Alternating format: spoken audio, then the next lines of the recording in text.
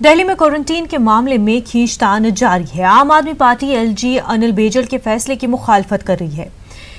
Delhi disaster management की meeting शुरू हो गई है। जराये के मुताबिक इस मीटिंग में दिल्ली के वज़ीर-ए-आला अरविंद केजरीवाल ने एलजी के फैसले की मुखालफत की है और उसे वापस लेने का मुतालबा किया है।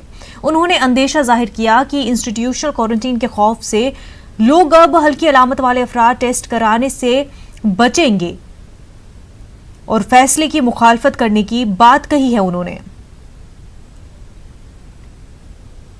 इतनी मुश्किल से अरविंद केजरीवाल जी की सरकार ने बीते कई हफ्तों की मेहनत के बाद दिल्ली में जांच को बढ़ाया, जांच की व्यवस्था को दुरुस्त किया और बढ़िया किया ताकि हजारों लोगों की जांच हो।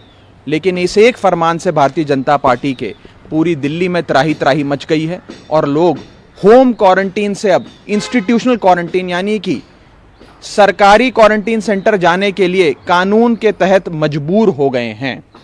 इसी के साथ साथ मैं आपको बताना चाहूंगा, हम लोगों का आंकलन और गणित ये कहता था कि 30 जून तक 15,000 बेड चाहिए, लेकिन इस ऑर्डर के बाद, इस भारतीय जनता पार्टी के फरमान के बाद दिल्ली में 15,000 बेड नहीं, 30 जून तक 90,000 बेड की जरूरत पड़ने जा रही है। कहां से आएंगे 90,000 बेड? कौन लाएगा 90,000 बेड?